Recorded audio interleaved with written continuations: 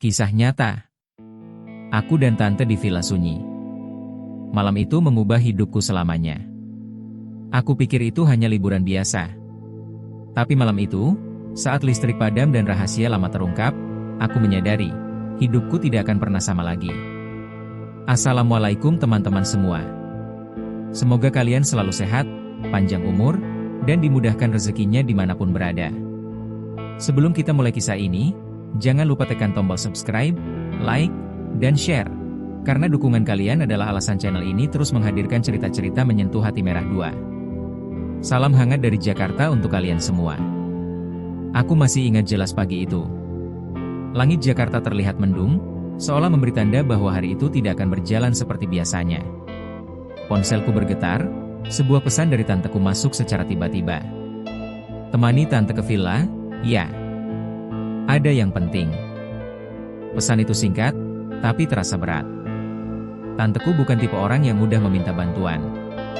Sejak suaminya meninggal beberapa tahun lalu, ia lebih sering menyendiri.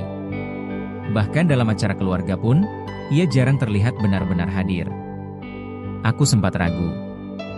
Tapi ada sesuatu dalam pesannya yang membuatku tidak bisa menolak. Perjalanan dimulai siang hari. Mobil melaju meninggalkan hiruk-pikuk kota, perlahan memasuki jalanan yang semakin sepi. Gedung-gedung tinggi berganti dengan pepohonan lebat, suara klakson berganti dengan desir angin yang menusuk telinga. Tanteku duduk di sampingku, diam sepanjang perjalanan. Tidak seperti biasanya.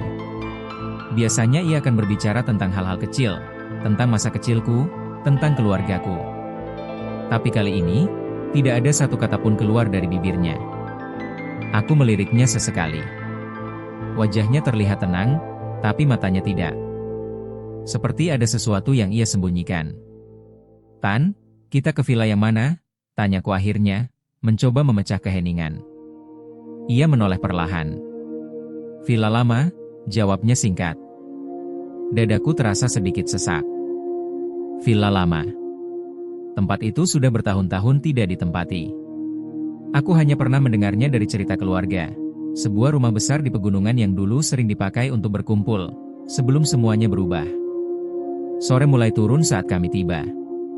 Kabut tipis menyelimuti area sekitar. Udara terasa lebih dingin dari yang aku bayangkan. Di depan kami berdiri sebuah villa tua dengan cat yang mulai memudar, jendela besar yang tertutup rapat, dan halaman yang dipenuhi daun kering. Tempat itu terasa hidup. Bukan dalam arti yang nyaman. Lebih seperti menunggu. Aku turun dari mobil perlahan, menatap bangunan itu dengan perasaan yang sulit dijelaskan. Sunyi. Terlalu sunyi. Tanteku berjalan lebih dulu menuju pintu utama. Tangannya sedikit gemetar saat membuka kunci. Klik. Pintu terbuka. Aroma lembab langsung menyambut kami. Seperti ruangan yang sudah lama tidak disentuh kehidupan. Aku melangkah masuk, lantai kayu berderit pelan di bawah kakiku. Cahaya matahari sore masuk melalui celah tirai, menciptakan bayangan panjang yang terasa aneh. Bersihkan sedikit saja nanti, kata tanteku pelan. Aku mengangguk, meski pikiranku dipenuhi pertanyaan. Kenapa harus sekarang? Kenapa harus tempat ini? Dan yang paling menggangguku, kenapa rasanya seperti aku pernah berada di sini sebelumnya? Aku menoleh ke arah tangga tua di sudut ruangan. Entah kenapa, jantungku berdetak lebih cepat. Seolah-olah, sesuatu di dalam rumah itu mengenaliku. Pria muda Indonesia berdiri di depan villa tua di pegunungan dengan ekspresi bingung dan tegang. Di sampingnya wanita paruh baya, tante, dengan wajah tenang namun menyimpan rahasia, suasana berkabut tipis, halaman penuh daun kering, villa besar cat memudar dengan jendela tertutup, lighting senja dramatis, cinematic lighting kontras tinggi, volumetric light, depth of field, ultra realistik, detail tekstur tinggi, mood misterius, 16:9, Ultra HD. Malam datang lebih cepat dari yang aku kira. Kabut di luar semakin tebal, menelan pemandangan pegunungan hingga hanya tersisa bayangan gelap di balik jendela. Angin mulai berhembus lebih kencang, sesekali membuat ranting pohon bergesekan dengan kaca, menciptakan suara berdecit yang mengganggu. Aku sedang membereskan ruang tamu ketika lampu tiba-tiba meredup. Sekali. Lalu terang lagi. lalu redup lebih lama. "Tan, listriknya kenapa?" tanyaku, mencoba terdengar tenang. Tanteku tidak langsung menjawab. Ia berdiri diam di dekat jendela, menatap keluar dengan ekspresi yang sulit kubaca. Akhirnya, bisiknya pelan. Aku menoleh cepat. "Apa maksud tante?" Ia menggeleng. "Tidak apa-apa. Mungkin hanya listrik lama." Tapi aku tahu, itu bukan jawaban sebenarnya. Kami memutuskan makan malam sederhana. Hanya mie instan dan teh hangat. Tapi entah kenapa, suasana terasa berat.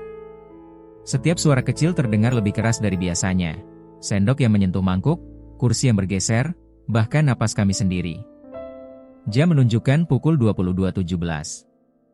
Tiba-tiba, klik. Lampu mati total. Gelap.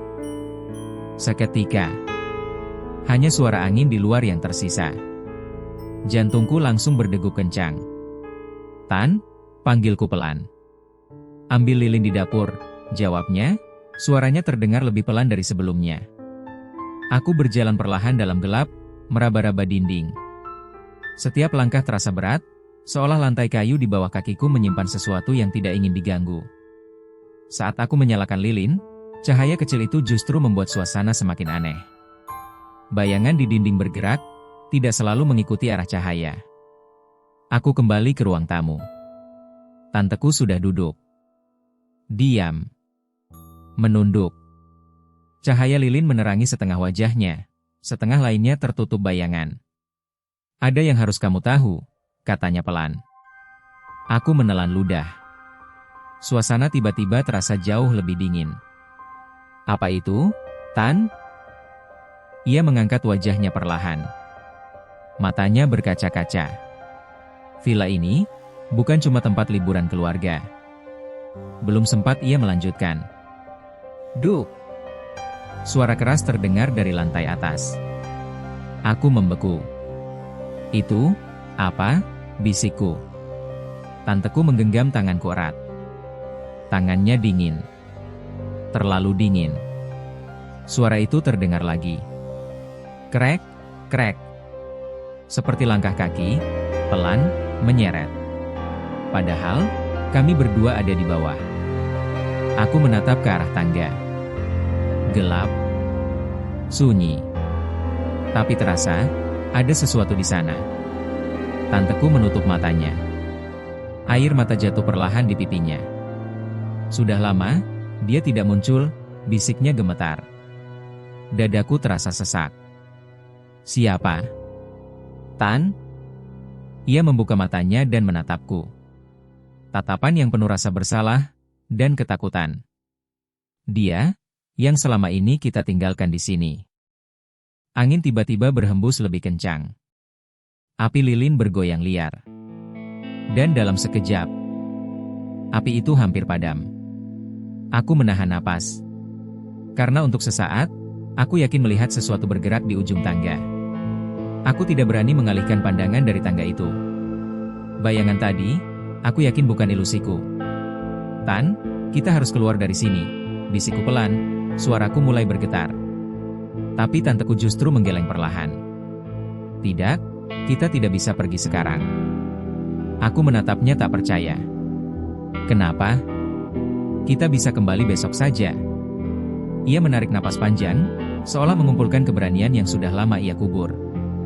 "Karena, kamu harus tahu semuanya malam ini." Kalimat itu membuat tubuhku terasa kaku.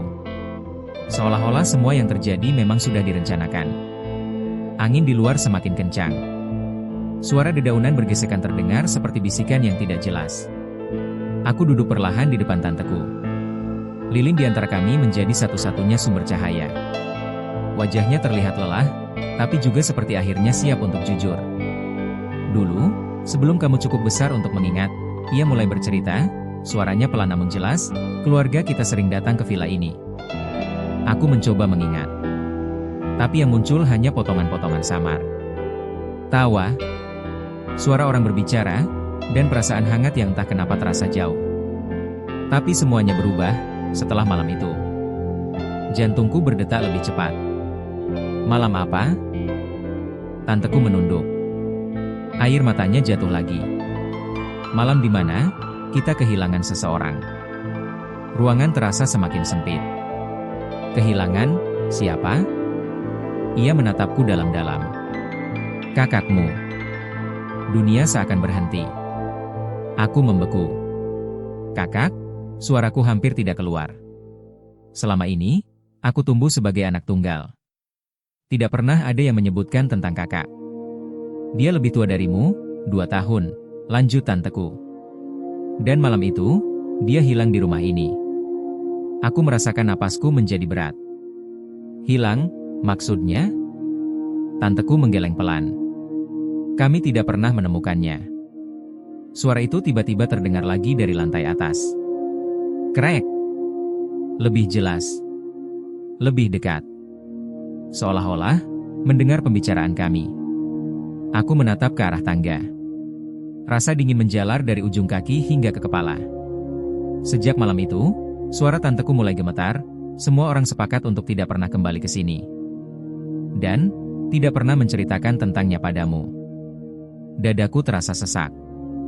Kenapa? Aku tidak boleh tahu? Ia menutup wajahnya sebentar, lalu berkata pelan. Karena sebelum dia hilang. Ia berhenti. Seolah takut melanjutkan. Dia selalu bilang. Aku menelan ludah. Dia bilang apa? Tanteku mengangkat wajahnya. Matanya penuh ketakutan. Bahwa ada seseorang di villa ini yang sering mengajaknya bermain. Aku merasakan bulu kuduku berdiri. Angin di luar tiba-tiba berhenti. Sunyi. Terlalu sunyi. Lalu, duk. Suara keras dari atas. Kali ini, seperti sesuatu dijatuhkan. Aku berdiri spontan. Tan, itu bukan cuma suara biasa. Tapi sebelum aku melangkah, aku melihat sesuatu di ujung tangga.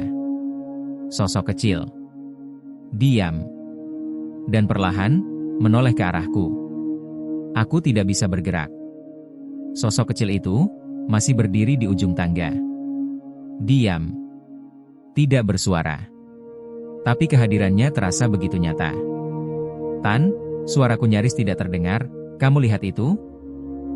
Tanteku tidak menjawab. Aku menoleh ke arahnya. Dan aku langsung tahu. Ia melihatnya. Wajahnya pucat. Bibirnya bergetar. Matanya membesar penuh ketakutan yang selama ini ia sembunyikan. Itu, dia, bisiknya. Jantungku berdetak semakin cepat. Sosok itu perlahan melangkah turun. Krek! Lantai kayu berbunyi setiap kali kakinya menyentuh anak tangga. Langkahnya pelan. Tidak tergesa. Seolah, ia memang tidak pernah pergi dari tempat itu. Cahaya lilin bergetar. Bayangan sosok itu mulai terlihat lebih jelas. Seorang anak kecil. Tubuhnya kurus. Pakainya lusuh. Rambutnya menutupi sebagian wajahnya. Aku menahan napas. Dia, kakakku? Tanyaku dengan suara gemetar. Tanteku menggeleng perlahan. Air matanya jatuh semakin deras. Bukan? Jawaban itu membuat dadaku semakin sesak. Sosok itu berhenti di tengah tangga. Kepalanya tertunduk. Sunyi. Hanya suara detak jantungku sendiri yang terdengar di telinga. Lalu perlahan, kepalanya terangkat. Wajahnya tidak seperti manusia. Matanya gelap. Terlalu gelap. Seolah tidak ada kehidupan di dalamnya. Aku mundur 1 langkah. Tubuhku terasa lemas. Tan, kita harus pergi sekarang, kataku panik. Tapi tanteku justru berdiri. Tangannya gemetar, tapi ia melangkah maju. Ini, salahku, katanya lirih. Aku terkejut. Maksud tante apa? Ia menatap sosok itu dengan penuh penyesalan. Malam itu, aku yang meninggalkannya. Aku membeku. Apa? Sosok di tangga itu kembali bergerak. Turun 1 langkah. Lalu 1 lagi. Semakin dekat. Udara di ruangan terasa semakin dingin. Dia bukan anak kita, lanjut tanteku dengan suara bergetar, tapi dia, selalu ada di sini. Aku merasakan sesuatu yang aneh. Seolah-olah, kata-katanya membuka sesuatu yang selama ini tersembunyi. Dia, yang mengajak kakakmu bermain malam itu. Suara itu, tiba-tiba terdengar lagi. Tapi bukan dari atas. Dari belakangku. Pelan. Main, yuk. Aku membeku. Tubuhku tidak berani berbalik. Napas terasa berat. Perlahan, aku menoleh. Tidak ada siapa-siapa. Tapi suara itu terasa dekat. Terlalu dekat. Sosok di tangga kini sudah hampir sampai di bawah. Wajahnya semakin jelas. Dan untuk sesaat, aku merasa dia tersenyum.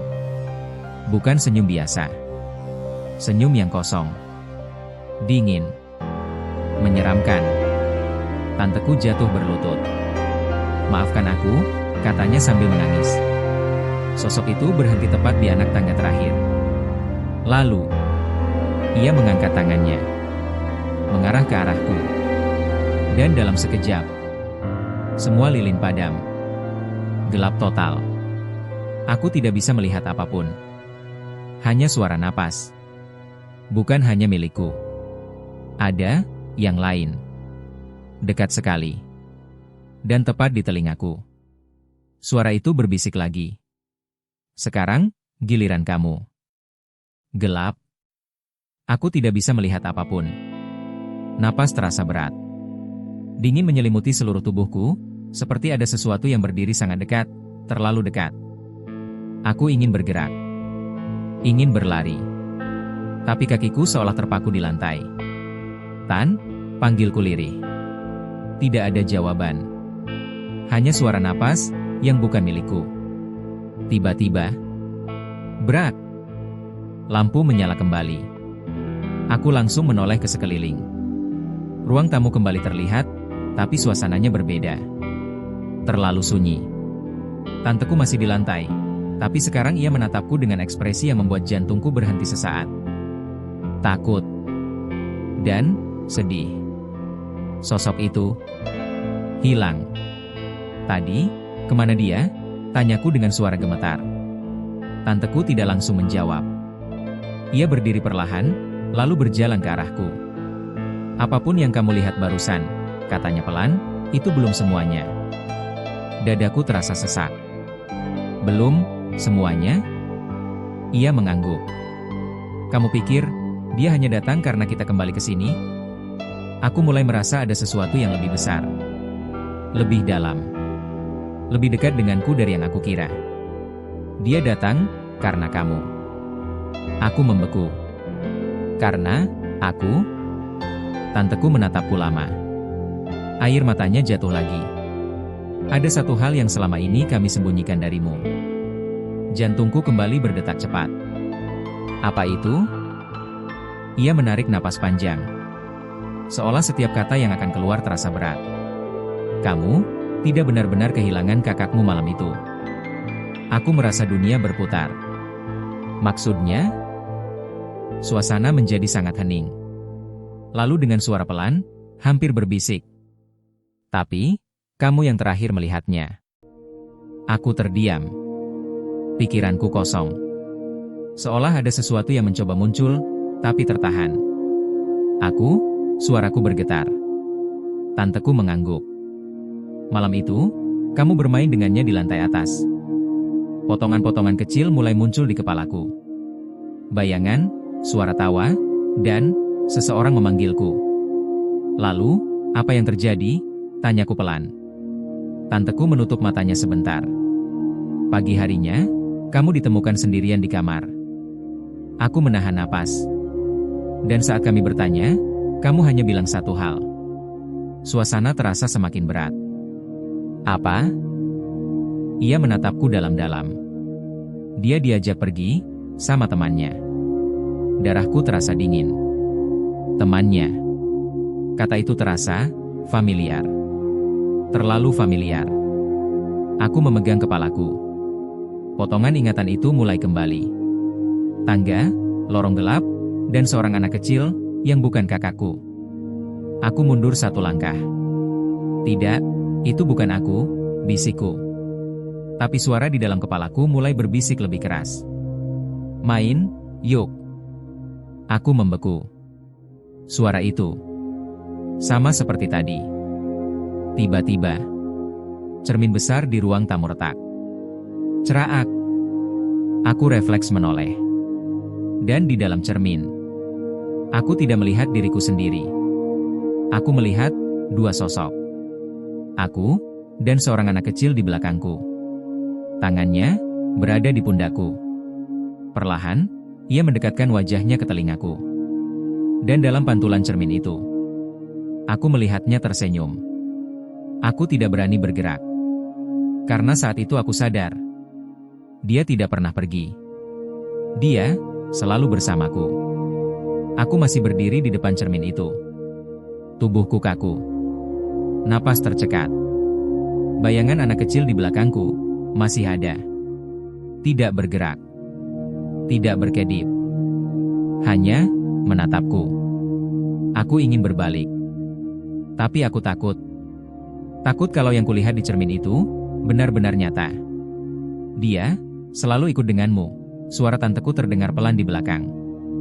Aku menelan ludah. Kenapa? Aku tidak pernah sadar. Air mata mulai mengalir di pipiku. Tanteku mendekat. Karena kami membuatmu lupa. Aku langsung menoleh. Apa? Ia menunduk. Setelah kejadian itu, kamu trauma berat. Kamu terus menyebut teman itu setiap hari. Dadaku terasa sesak. Kami takut kamu akan ikut menghilang seperti kakakmu. Aku mengepalkan tangan. Jadi, kalian memilih membuatku lupa? Tanteku mengangguk, penuh rasa bersalah. Ya. Ruangan terasa semakin dingin. Aku kembali menatap cermin. Sosok itu masih di sana. Tersenyum. Seolah menunggu sesuatu. Dia, mau apa dariku? Tanyaku pelan. Tanteku terdiam. Beberapa detik, terasa seperti selamanya. Lalu ia berkata, dia tidak pernah selesai bermain. Jantungku berhenti sesaat. Dan sekarang, dia ingin kamu menyelesaikannya. Tiba-tiba, cermin itu bergetar. Duk! Duk! Seperti ada sesuatu dari dalam yang mencoba keluar. Retakan semakin melebar. Aku mundur. Sosok di cermin itu mulai bergerak. Perlahan, ia mengangkat tangannya. Mengarah padaku. Main, yuk. Suara itu sekarang jelas. Bukan di kepalaku. Tapi, dari cermin itu sendiri. Aku gemetar. Tidak, teriakku. Tapi tiba-tiba, tanteku memegang bahuku. Kamu harus menghadapi ini, katanya tegas, meski air matanya jatuh. Aku menatapnya. Takut. Bingung. Marah. Kalau tidak, dia tidak akan pernah pergi. Aku menutup mata sejenak. Mengumpulkan keberanian yang tersisa. Lalu perlahan, aku melangkah mendekat ke cermin. Setiap langkah terasa berat. Seolah ada sesuatu yang menarikku, masuk. Bayangan itu semakin jelas. Wajahnya kosong. Tapi matanya penuh sesuatu. Kesepian. Tiba-tiba, aku mengerti. Dia bukan hanya menyeramkan. Dia sendirian. Sama seperti kakakku dulu. Tanganku gemetar saat menyentuh permukaan cermin. Dingin. Sangat dingin. Kalau aku ikut, bisikku pelan, apakah kamu akan pergi? Sosok itu diam. Lalu, perlahan mengangguk. Air mataku jatuh. Aku menoleh ke arah tanteku. Ia langsung menggeleng panik.